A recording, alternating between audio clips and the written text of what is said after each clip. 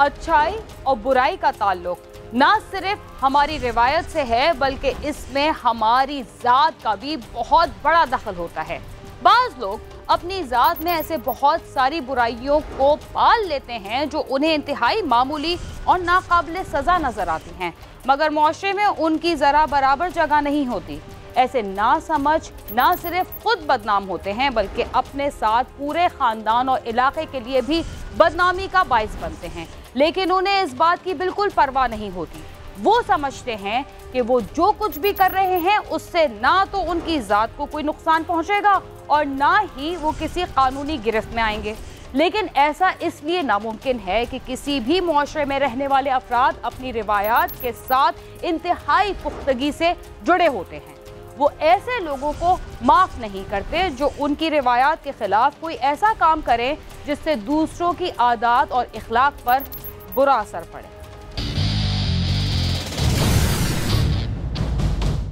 गैर फितरी तौर पर बनाए जाने वाले ताल्लुकात वक्ती तौर पर बहुत अच्छे नजर आते हैं, लेकिन बिलाखिर उनके अंजाम बुरे ही होते हैं। ज्यादातर यही सुना जाता है कि लड़के चोरी छुपे लड़कियों के साथ ताल्लुकात उस्तवार कर लेते हैं, जिसके बाद नतीजा अच्छा नहीं निकलता।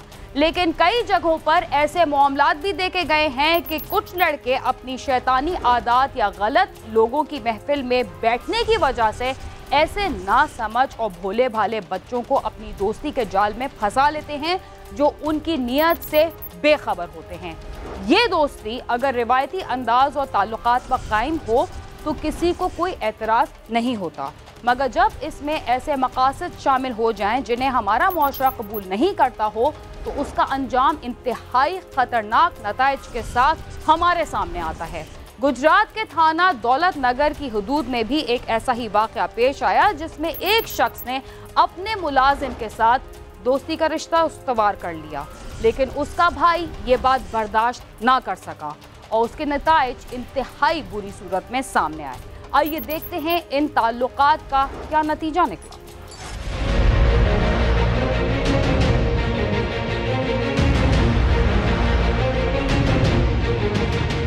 40 साला वसीम गुजरात के गांव भकड़े वाली का रहने वाला था। वो एक अरसे से अपनी फैमिली के हमरा बैरूने मुल्क में मुकीम था, मगर वसीम जोड़ों की बीमारी में मुब्तला हुआ और उस बीमारी के इलाज के लिए वो अक्सर पाकिस्तान आता रहता था। अपने गांव में उसने एक घर बना रखा था। ये पुलिस स्टेशन दौलत नगर का वाक़या है जो 3 दिसंबर को रूनमा हुआ है। इसमें जो मकतूल है वसीम अहमद, उसकी उम्र तकरीबन 40 साल है। वो दौलत नगर के इलाके में रहता था और काफ़ी अरसे से बैरून मुल्क रह रहा है अपनी फैमिली के साथ। वहाँ उसके 2 बच्चे हैं। कुछ अर्सा पहले 2 साल पहले इसको ये पट्ठों की एक बीमारी लाग हुई, जिसका वहीं पर भी इलाज कराता रहा है, लेकिन वहाँ से फिर इन्हें पता चला कि ये अपने मुल्क में सही इलाज हो सकेगा, क्योंकि इधर वो हकीम वगैरह भी होते हैं। तो ये वहाँ से ये इधर आ गया, अपने मुल्क में जाता रहता था दरमियान में, लेकिन अक्सर अब इधर ही रहता था अपने गांव भखड़े वाली। वसीम ने अजहर नबील नामी नौजवान को अपने घर पर मुलाजिम रखा हुआ था, जो भखड़े वाली का रिहायशी है। अजहर का काम घर में मौजूद जानवरों की और वसीम की देखभाल करना था। उसके पास अजहर नामी एक मुलाजिम था जो काफ़ी सालों से उसके पास काम कर रहा था। अजहर मुलजम जो है ये भी भखड़े वाली का रेशी है। जब से ये इधर आया है अपना वसीम, तो ये उसके साथ ही उसकी देखभाल के लिए, यानी उसका मुलाजम था और सारा जो है ना निज़ाम ये वही देखता था उसकी देखभाल भी, और उसके बाकी जो काम थे वो भी सारे यही हैंडल करता था। अजहर अपना ज्यादातर वक्त वसीम के डेरे पर गुजारता था। उसका घर भी करीब ही था, इसके बावजूद वो ज्यादातर उसके डेरे पर ही मौजूद रहता था। इसी दौरान वसीम और अजहर के दरमियान दोस्ती का चर्चा हुआ तो उसके नताइज इंतहाई गैर मुतवक्का तौर पर सामने आए।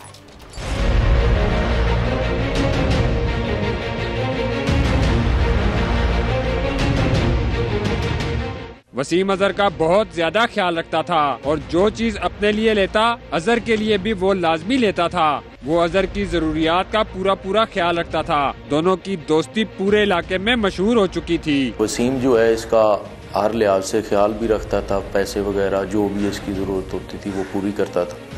यानी इनका एक ऐसा तल्लक था। अजहर को वसीम के घर मुलाजमत करते हुए 2 साल का अरसा गुजर चुका था।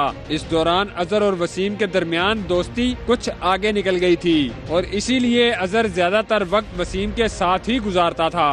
चूँकि वसीम के साथ जो मुलज़म है अजहर, ये अरसा तकरीबन 2 साल से रह रहा था उसकी देखभाल के लिए, और ये उसी के घर में उधर ही ये सोता भी था, और उसने जो वो मुर्गे और इस तरह के जानवर रखे हुए थे उनकी ये देखभाल भी यही करता था, और वहीं पर ये शाम को इकट्ठे खाना वगैरह भी पकाते थे, मुख्तलिफ डिशेस, तो ये उधर ही रहता था। और ये इसी दौरान जो वसीम है उसका इसके साथ वो दोस्ती का एक सिलसिला शुरू हो गया था। अजहर और वसीम के ताल्लुकात पर बहुत सारे लोगों को एतराज़ था, लेकिन ऐसी क्या वजह थी कि अजहर ने वसीम को कत्ल करने का इरादा कर लिया? इस कहानी में दानिश नाम के लड़के का भी नाम शामिल है, जो अजहर का छोटा भाई था।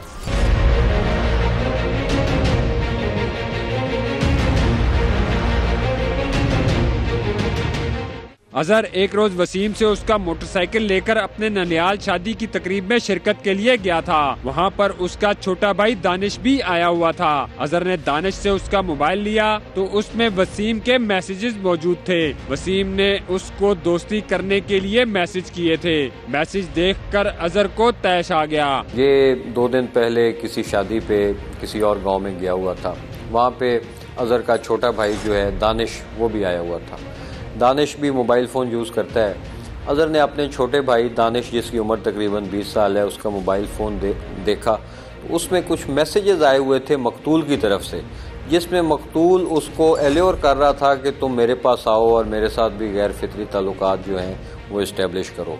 इस बात का कातिल को जो है वो बड़ा गुस्सा चढ़ा और वो तैश में आ गया। चंद दिन पहले ये इनकी शादी थी, ये जो अजहर मुलज़म है इसके ननिहाल में, तो ये शादी पर गया हुआ था। वहीं पर इसका भाई जो है दानिश, वो भी आया हुआ था। तो इसने वो जब अपने भाई का मोबाइल किसी वजह से देखा तो उसमें मैसेज आए हुए थे वसीम के, और वो इसके भाई को भी उसी तरह राग़ब कर रहा था कि मेरे साथ दोस्ती करो। ये बात इसको बर्दाश्त नहीं हुई और इसके अंदर एक गुस्सा और गरज पैदा हुआ। अजहर उसी मोटरसाइकिल पर वसीम के घर पहुंचा और मोटरसाइकिल खड़ी करके अंदर चला गया। उसने वसीम से मैसेजेस के हवाले से पूछा तो उसने कहा उसने मैसेजेस किए हैं, उसने जो करना है वो कर ले। छत पर वसीम का बाप और कजन भी मौजूद थे। अजहर ने एक छुरी उठाई और उस छुरी से वसीम पर हमला किया और गर्दन पर छुरी फेरकर उसको जख्मी कर दिया, जो बाद में जख्मों की ताब न लाते हुए जाँ बाक हो गया, जबकि मुलजिम मौके से फरार हो गया। मैसेजेस पढ़ने के बाद फौरन वो मोटरसाइकिल पे बैठा। मोटरसाइकिल भी मकतूल का ही है, जैसे कि मैंने आपको बताया कि मकतूल के यहाँ ये मुलाजमत करते थे, और मकतूल के घर पहुँचा और आके उसने तेज़ धार आले से मकतूल को मौत के नींद सुला दिया। मोटरसाइकिल पर आया उस घर और इसने आते ही वो वसीम को के साथ तलख कलामी की है और साथ ही उसका गला छुरी के साथ काटा है, और फिर वो छुरी लहराते हुए ये वहाँ से भाग निकला है। पुलिस ने मुलजिम और उसके रिश्तेदारों के घरों पर छापे मारने शुरू कर दिए और आखिर उसे गिरफ्तार कर लिया, जिसने अपने जुर्म का एतराफ भी कर लिया है। मैं तो यह काम कीता, गलत कीता मेरे भाई नाल, ठीक है। यह तो SMS कीते ने, तो पैसे भी दिते ने, सही है। तो वो कहते ने मैं नहीं दिते, मैं तुसा दिते ने, बकायदा मैसेज भी पढ़े ने उस, ठीक है। फिर बाद ब्लॉक आईडियाँ ब्लॉक हो गई दोवां तरफों, सही है। उन्होंने मैं आउंदे पहले मोबाइल तोड़े, ठीक है। मोबाइल तोड़ते फिर मैं उन्होंने गल की बैग बकायदा, ठीक है। उन्होंने क्या जा जो करन दी कर लै, ठीक है। तो कमरे पे सी छुरी, मैं छुरी चुक के गला कट दिता। दोस्ती अगर हदूद से बढ़ने लगे तो हमने देखा है कि इस काम का अंजाम बिलाखिर बुरा ही होता है। इस कहानी में भी ऐसा ही अंजाम नजर आता है। वसीम जो अपनी जान से गया और अजहर उसको कत्ल करने के जुर्म में अब जेल की सुलाखों के पीछे है। रिपोर्टर जुल्फकार हैदर और कैमरामैन नदीम शेख के साथ नईम जंजुआ, समा, गुजरात। हमारे मुआशरे की अलग रिवायात हैं जिनका मगरबी मुआशरे से मवाजना नहीं किया जा सकता। लेकिन कुछ लोग यहाँ रहते हुए भी अपनी जिंदगी दूसरे मुआशरों की तरह जीना चाहते हैं और इखलाकी जराइम में बहुत सारी हुदूद को पार कर जाते हैं, जिसकी वजह से वो अपने आसपास रहने वालों की जिंदगी पर भी बुरे असरात मुरतब करते हैं और उसका नुकसान उठाना उनका भी मुकद्दर बन जाता है। प्रोग्राम क्राइम सीन में वक्त हुआ एक मुख्तसर से वक्फे का, जिसके बाद हम दोबारा आपके साथ होंगे। तब तक आप समा के साथ ही रहिए।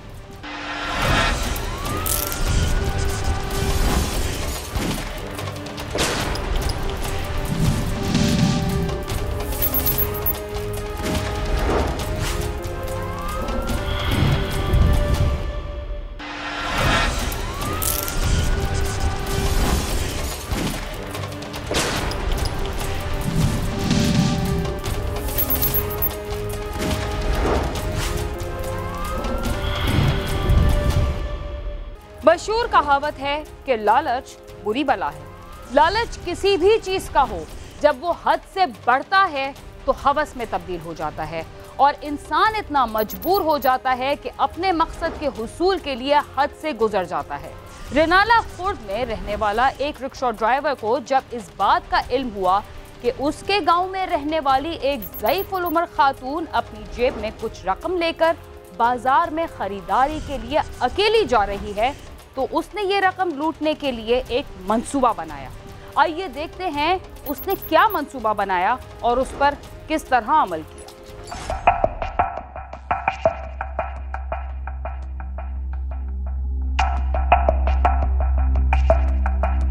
रेनाला खुर्द सदर के गांव 16 IPL के रहायशी जिम्मेदार अब्दुल गफार की बीवी समैया बीबी एक बकरी खरीदने के लिए बाजार गई। वो जाते हुए गांव के रहायशी चिंची रिक्शा ड्राइवर मोहम्मद आरिफ के साथ चक 17 गई, जिसके बाद वो वापस न आई। रात का अंधेरा हर तरफ छा गया। घर वाले उसे तलाश करते रहे मगर उसकी कोई खैर खबर न मिली। घर वालों ने आरिफ से पूछा तो उसने बताया कि वो समैया बीबी को चक 17 छोड़कर वापस आ गया था।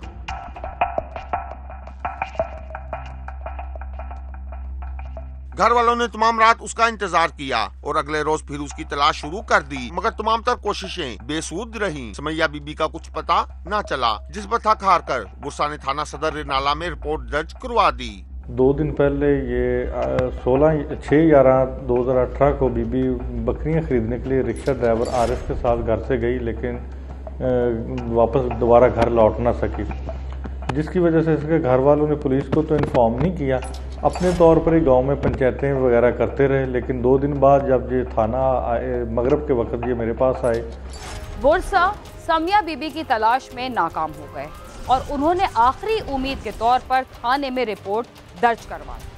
पुलिस ने भी खिलाफ तवक्को फौरी कार्रवाई की, जिसके नतीजे में समैया बीबी का सुराग मिल गया। समैया बीबी किस हाल में मिली, आइए जानते हैं। पुलिस ने फौरी कार्रवाई करते हुए गांव भर में पूछताछ की तो पुलिस को एक मुबहम सा सुराग मिला कि जब मोहम्मद आरिफ अपने रिक्शे में समैया बीबी को लेकर गया था, उसने गांव के बाहर से एक नौजवान उमर दराज को भी रिक्शे में बिठाया था। पुलिस ने मोहम्मद आरिफ को बुलवाकर उससे इस बारे पूछा तो उसने साफ इनकार कर दिया, जिस पर पुलिस ने उसे मशकूक करार देते हुए हिरासत में ले लिया और साथ ही उमर दराज को भी पकड़ लिया। उमर दराज और मोहम्मद आरिफ से पुलिस ने जब अलहदा पूछताछ की तो उन्होंने मुतजाद बयानात दिए, जिस पर पुलिस ने उन्हें कड़े तफ्तीशी मराहिल से गुजारा तो उन्होंने समैया बीबी के कत्ल का इतराफ कर लिया। पुलिस ने उनकी निशानदेही पर बांसों के खेत में छुपाई गई समैया बीबी की लाश कब्जे में लेकर पोस्टमार्टम के लिए भिजवा दी। मुल्ज़िम इंतहाई चालाक और होशियार था और शातिर था। उसने कत्ल को छुपाने के लिए मुख्तलिफ हीले बहानों से काम लिया, लेकिन उसको मैंने साइड पे करके उसकी जो इंटरव्यू किया और उसकी इन्वेस्टिगेशन की तो उसने जो है मर्डर करना तो औरत का तस्लीम किया। उसी नाल ही उसने अपने साथी मुल्ज़िम का भी बताया, मोहम्मद उमर का, उसे भी मैंने उसी रात रेड करके अरेस्ट किया, उसकी इन्वेस्टिगेशन की। दोनों मुल्ज़मान की आफ्टर इन्वेस्टिगेशन मुल्ज़मान की निशानदेही पे समैया बीबी की मैंने वो डेड बॉडी रिकवर की। पुलिस की तफ्तीश में ये बात सामने आई कि मोहम्मद आरिफ को मालूम हो गया था कि समैया बीबी के पास भारी रकम है, जिस पर उसने उमर दराज को अपने साथ मिलाया और दोनों ने उसे खेतों में ले जाकर कत्ल कर डाला। पैसों की लालच में 36,000 रुपीज़ औरत के पास थे।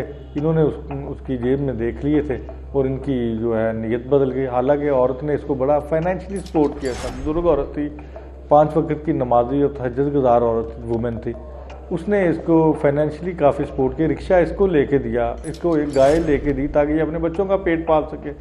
लेकिन जब वो कहते हैं ना सांप को दूध भी पिलाएं तो वो कभी सप्पा दे पुत्र कभी मित्र नहीं होंगे, तो इसने भी ऐसे ही किया। चंद रुपयों की खातिर समिया बीवी को कत्ल कर दिया गया था।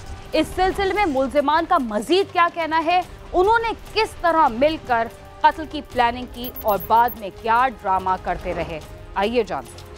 मुल्जमान का कहना है कि वो लालच में आ गए थे।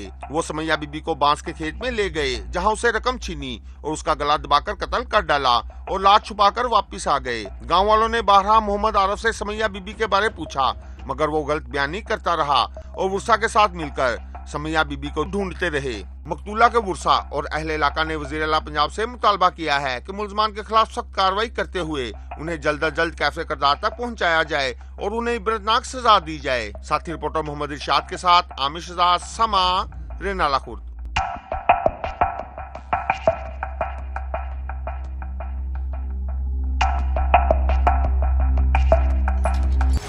मामूली सी रकम के लिए एक खातून की जान चली गई और इस जुर्म में मुलव्विस अफराद पुलिस की गिरफ्त से भी ना बच सके। मौजूदा दौर में ये किसी एक गांव या शहर की कहानी नहीं, बल्कि मुल्क के मुख्तलिफ इलाकों से ऐसी वारदातों की खबरें मुसलसल हमारे सामने आ रही हैं।